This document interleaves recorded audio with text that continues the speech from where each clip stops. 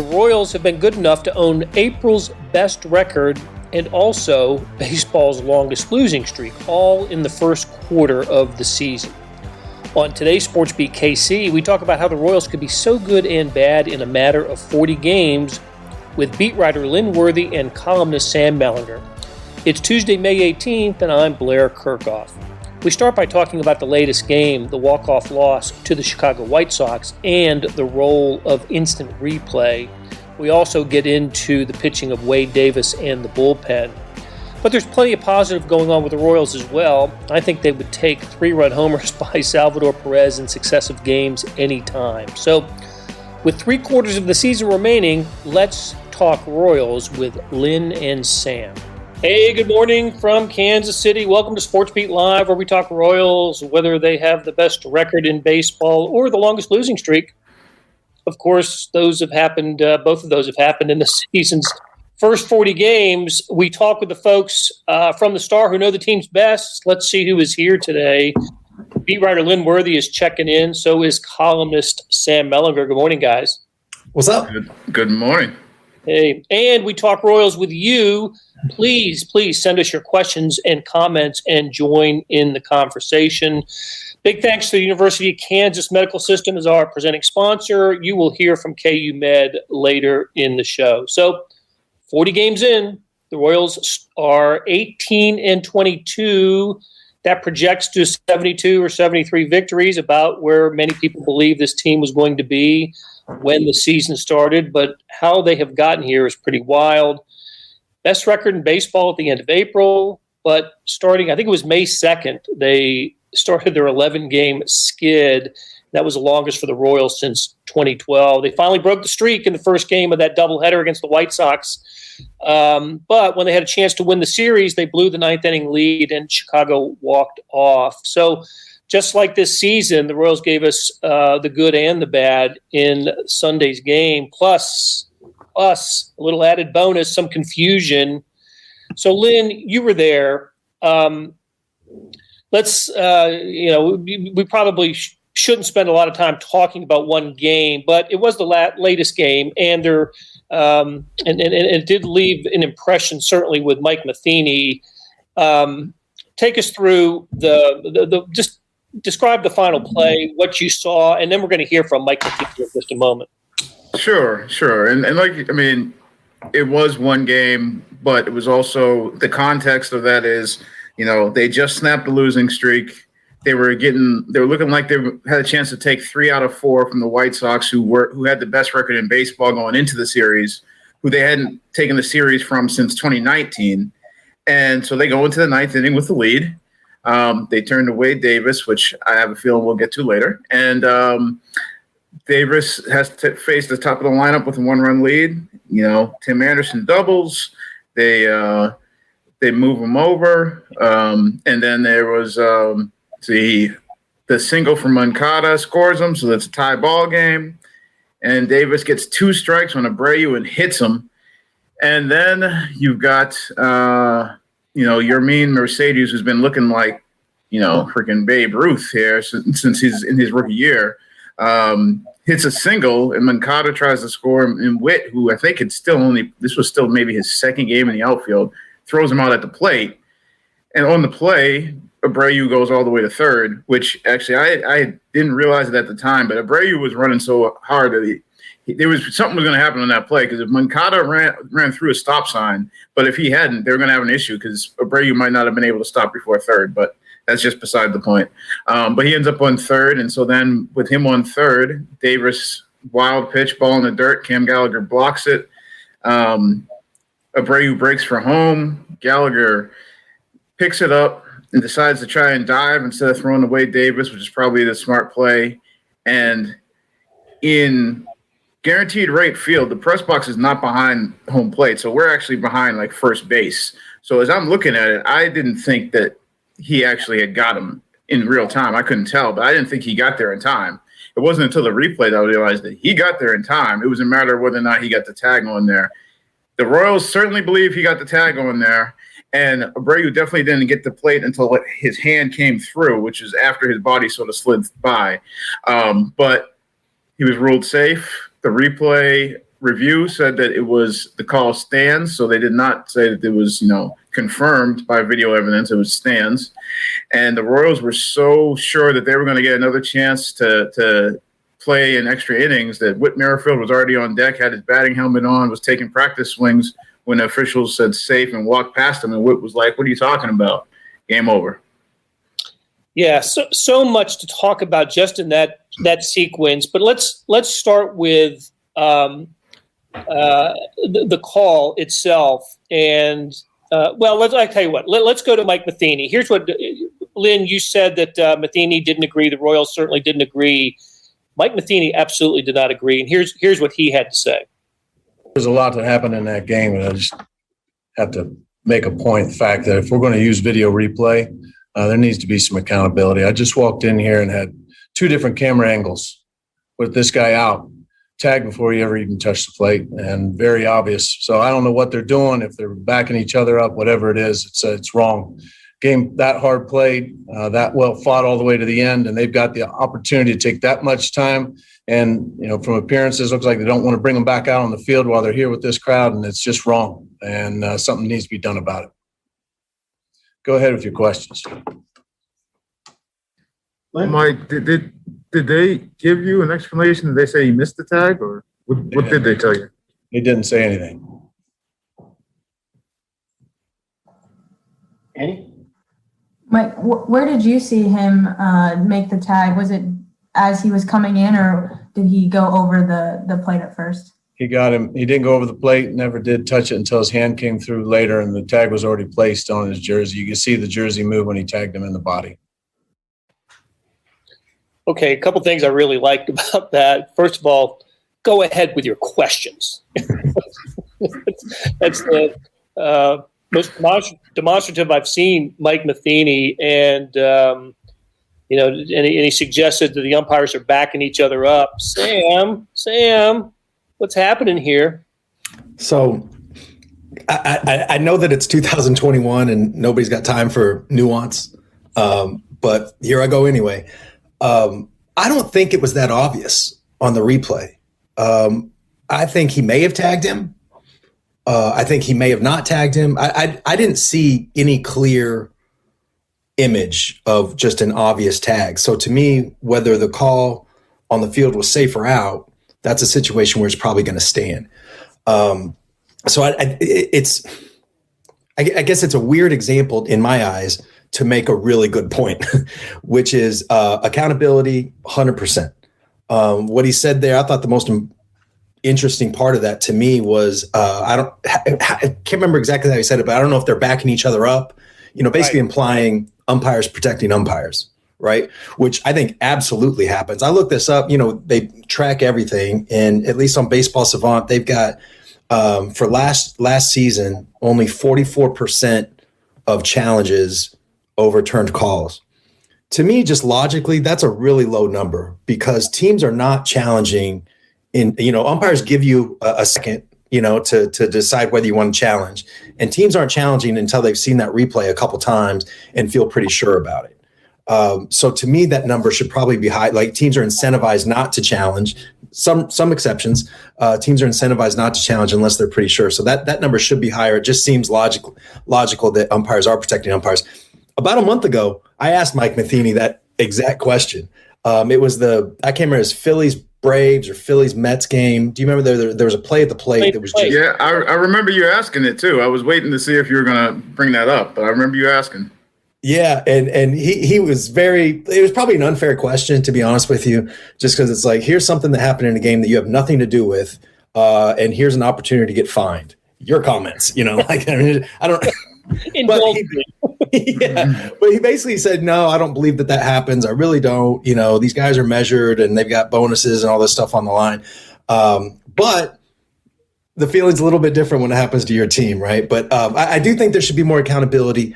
And I think there should be an independent board. I don't think it should be umpires judging the calls of umpires. I think there should be some sort of independent board. I know there's complications in that, but some unintended consequences. But I think that would help. It would help appearances, if nothing else, because 44%, there's a lot more of these calls that should be getting overturned. Yeah, Yeah, somewhere between those two camera angles that he supposedly saw, that he had to change of heart there, Sam. I was thinking about that when you asked that, and he took the very diplomatic approach to answering your question whenever that was a couple of weeks back. But there was no diplomacy after the game on Sunday. No, there was. And look, like I think Mike is protecting his guys. He's standing up for his guys. There's some sort of, it's not showmanship, because I think he really genuinely believes that his team got screwed there. But there's just an element of that's what the manager's supposed to do. He's supposed to stand up for his guys. 'Cause I guarantee you in that clubhouse they were pissed. And they were probably throwing things and saying words that we can't on this show and all that. So I think, Mike, there's some just kind of standing up for him. But the broader point, I mean, absolutely, there should be some more accountability. And I'll say this, the accountability should go both ways. There should be accountability for people that complain about correct calls as well. It needs to go both ways. Well, a couple things. I thought it was interesting that Mike Matheny said that that he thought the tag was on the shirt, but Cam Gallagher said he thought he got him on the leg. So there was a little bit of a conflict of where the tag, if there was a tag, and the other thing, the tag on the shirt, I did see a Braves jersey, have a little bit of a movement, flap, and but I couldn't tell from the replay whether it was the tag or not, or just in the motion of him sliding. So, as Lynn said, look, a difficult call. I would have been surprised if it was overturned, but it was the circumstances that the Royals have found themselves in and put themselves in that made it all the more difficult. And one of those circumstances was using Wade Davis in a leverage situation in the ninth, basically because there just weren't many options. Lynn, were there? I mean, what was when Greg Holland went more than one to get him to the ninth? They were down to like Wade Davis and who else? Well, they had Tyler Zuber had warmed up before Davis warmed up. So no, and Matheny didn't actually, obviously he won't say before a game who's down because he doesn't want the other team to know. But you just look at it and you say, well, Barlow had pitched back-to-back days, and I think the second of those back-to-back days he had thrown over 30 pitches. Stallmont had pitched 3 out of 4 days. And so those two guys obviously would have been the guys that you would go to in a high leverage situation. Zuber has been most of this season sort of the guy that he goes to get you out of an inning to get to the next guy. So a starter is having trouble. They need to get out of that inning and then bring in the guy who's either going to go long or to, sort of shut it down for an inning plus while they try and get things righted. That's what they've been using Zuber as for most of the season. So I think Matheny sort of looked at, whether it was Zuber. I'm thinking you probably, and you're still only a run away from extra innings. So there's going to be one guy who you sort of save if you have to play in another inning. So I'm thinking, Urban Santana was probably available, hadn't pitched in a couple of days, but that was going to be if we got to go extra innings and we need somebody to just keep going, that he was probably that guy. So you're down to Zuber, Jake Newberry, who had just been called up, who had some tough outings this year. Davis, who, I think as Matheny alluded to in his post-game comments, they sort of leaned on the fact that he'd done it before. And then I'm not sure if Jake Brentz was available or not. I think just looking by workload, you would think he probably was, but I don't know if there was some, whether there was analytics or something like that they were like, yeah, we're not going to go to him today. So it was, probably Zuber, Newberry, Davis, and, maybe Brentz, but I'm thinking that it probably wasn't because I feel like they might have gone to him.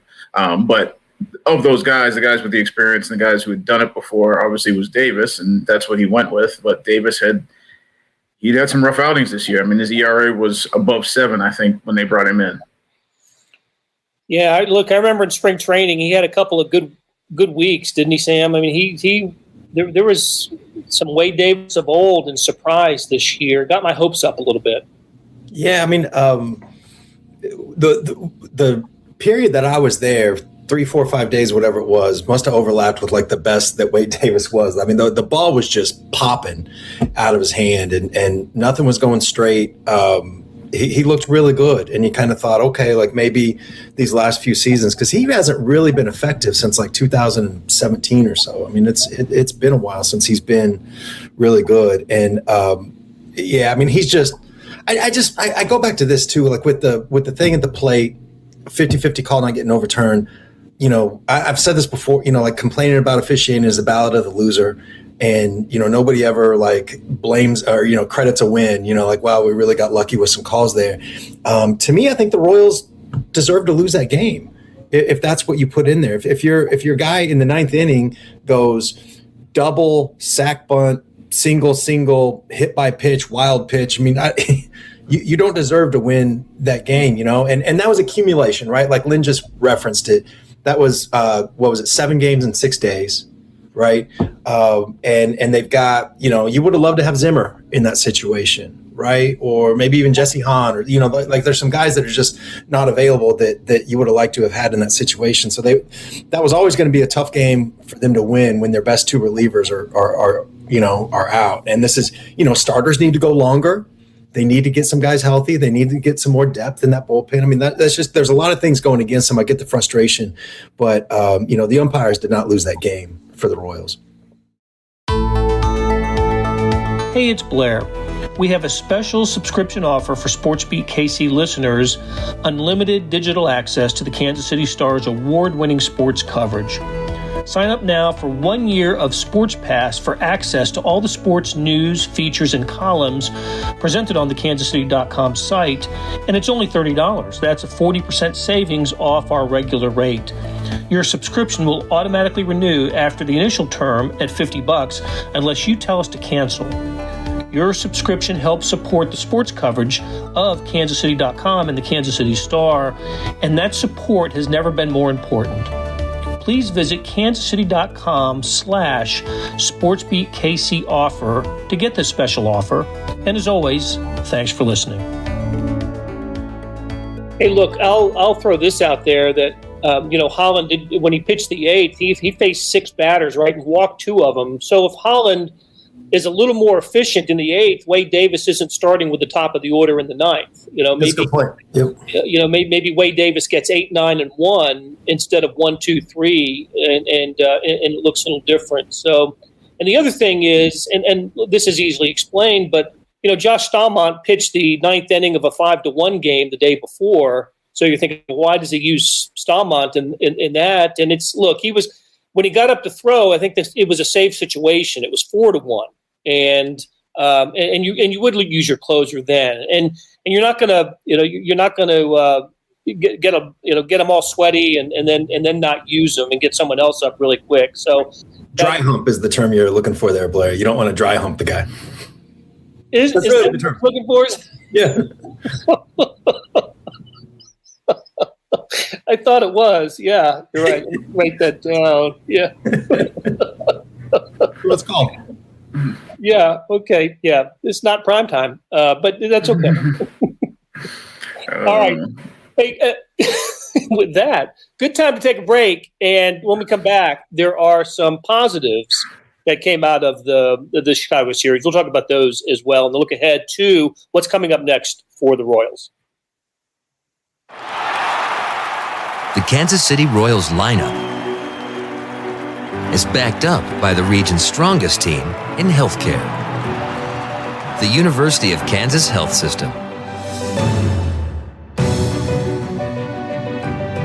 We both suit up with one goal in mind: to win. The University of Kansas Health System, official healthcare provider of the Royals.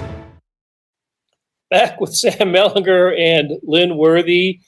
We're talking Royals, of course. Hey, you know what, Lynn? I'll take 3-run homers from Salvador Perez in back-to-back games all the time. He had a really nice series. It was 9 RBIs against the White Sox, or maybe it was the road trip, 9 RBIs. But he seemed to rediscover, and maybe the most shocking plate appearance was he drew a walk.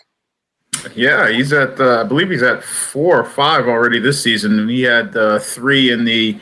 I guess really only played 37 games last year, but so Salvi, the patient Salvi, is by comparison, not by comparison to himself, not necessarily by comparison to say Carlos Santana, but the more patient Salvi we're seeing, and then the home runs. But he's he just moved into 6th place on the Royals all-time list. He's been, one of the guys you can count on that lineup at least recently, and definitely on this road trip. But that was definitely encouraging to see. The offense had struggled through that losing streak.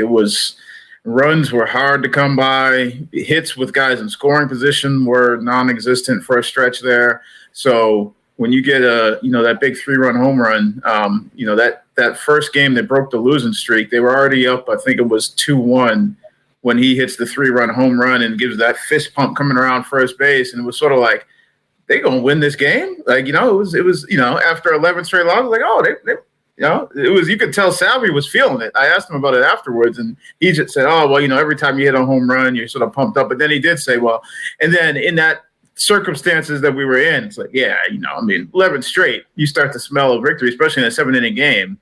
He was feeling it.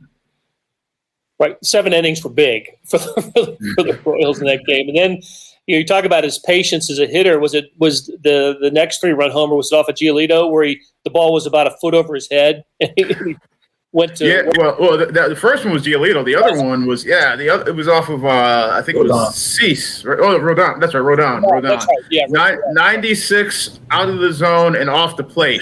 And and in the post game, I remember asking him, I was like, Salvi, normally I would ask if you were looking for a certain pitch. I said, but I don't know how anybody looks for a pitch in that spot in that situation. And he just started laughing. That pitch is impossible to hit. It's impossible. He did. That's exactly the pitch because it was an 0-2 pitch, right? Or 1-2? It was 0-2. It was definitely 2 strikes. I know it was 2 strikes. And you see Rodon's reaction afterwards, too. He's just watching Salvi around the bases like, what in the – I mean, if Rodon could – if he could have paid Salvi $1,000 to swing at that pitch, he would have. There's no way. If he hits it, it's going to be a pop out to, behind first base or whatever. And he hits it 360 feet or whatever. That was Salvi can get you outside the zone, and I remember I've probably told this story before, but the Royals coaches had been, really working on Salvi to just lay off terrible pitches. They've given up an inch or two outside the zone, he's going to swing, but just a foot or two outside the zone, lay off those. And then the 2014 wild card game happened, and he hits that pitch. I'm like, he's gone. He's gone. My way. We're going to do it my way. This is out of our hands at this point. Lynn, you mentioned the starting pitching. It came back. It has come back a little bit. Some really, really encouraging effort by Mike Minor, and Keller was the starter when the streak ended. So Brady Singer threw well on Sunday. All of this is important now because of the news yesterday. Tell us what happened yesterday. Yeah, the Royals announced that they were putting Danny Duffy on the injured list with a left forearm flexor strain. So if you just go by, the timing of the injury list, he's going to be out at least this week. And flexor strain, unless it was about as mild as can be, you're thinking it's probably going to be weeks as opposed to a week that you're going to have him out, because it was backdated. So that's why I say I think they put it back to the 14th. So in theory, it could be a week when he's eligible, but I wouldn't expect that he's going to be off as soon as he's eligible. So, which makes it interesting what the starting rotation is going to look like. Now we know before that they had already announced that Chris Bubich was going to pitch Tuesday's game and Brad Keller Wednesday. They actually have a little room here to manipulate things because they had the off day on Monday, an off day on Thursday, and another off day coming on Monday. It'd be interesting to see if they push things till Sunday, because you still have, you have 4 starters, and then depending on what you want to do with Jake Junis, if you put him back in the rotation, then you have your 5. If that comes at the same time that Kyle Zimmer comes off of the IL, then maybe he goes back into the bullpen, and that sort of solves itself. But we're not 100% sure that Zimmer's coming off. Mike Matheny said the other day before all this that things were going in the right direction for that, but they haven't made that roster move yet. So yeah, it's that's more onus in the starting rotation without the guy who had been the workhorse, the guy who had thrown into the 6th inning in, I think, 5 of his or 6 of his 7 starts, he'd gone at least into the 6th, and he'd gone 6 full in I think 4 of those starts, and had 3 quality starts at least. I mean, I think through 5 starts this season, his ERA was under 1. I mean, this as much as everybody thinks Keller is going to be the ace, and he was the opening day starter, the guy who'd been anchoring the rotation is Danny Duffy, and now he's gone. Yeah, he was the Royals pitcher of the month for April. 194 ERA, 48 Ks in 41 2/3 innings. And it seems like every game he pitches, he's surpassing someone on the Royals' career strikeout list. So tough. And look, he's been injury prone, right? I mean, it seems like he goes through some kind of injury every season. But he's also a workhorse. Look, he's always around anywhere from 24 to 28 starts for the Royals, and he'll miss probably, as you mentioned, Lynn, he'll miss a couple maybe, but I expect him to be back, and hopefully when he does come back, he regains the form of the early season Danny Duffy. So, Sam, let me ask you this. So we started this show with the Royals on either end of the spectrum, the best record in April, and then the longest losing streak in baseball, all in 40 games. Can this team be good? I mean, it was really ugly in that 11-game losing streak. They lost in many different ways, but they won, in some heart-stopping fashion in April. Can this team be good? I think so.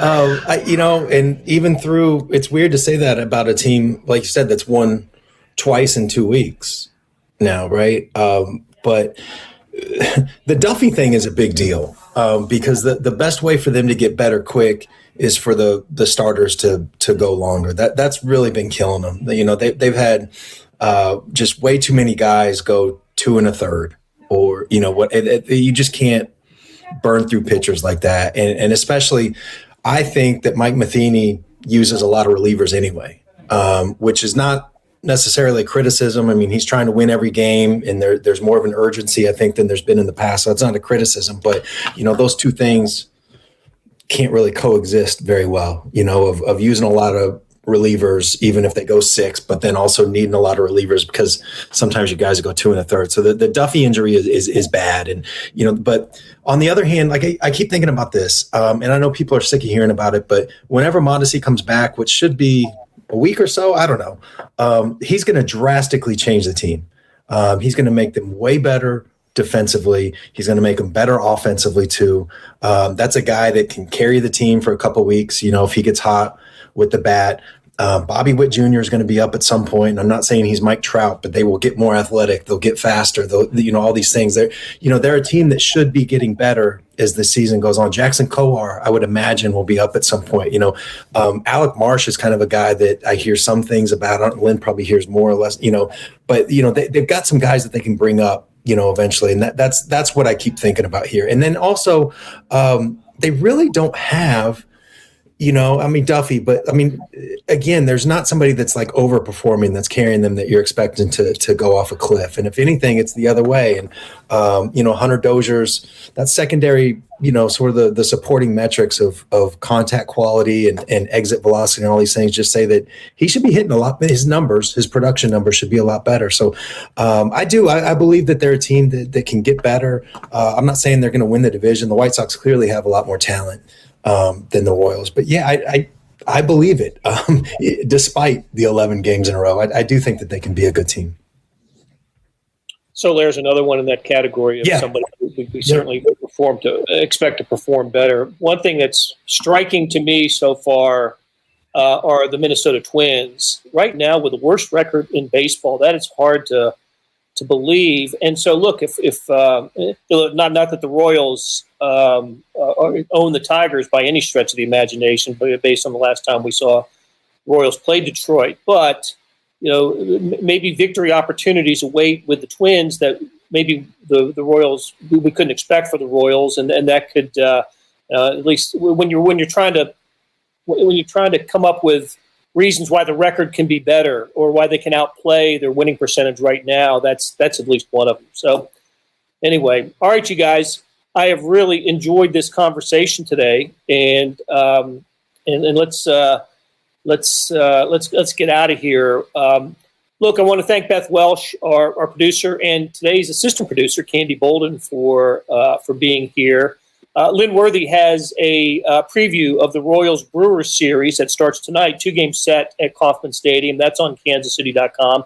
Mellinger Minutes, also chock full of great stuff on kansascity.com. And Sam, we have surpassed the 1-year anniversary of the podcast, have we not?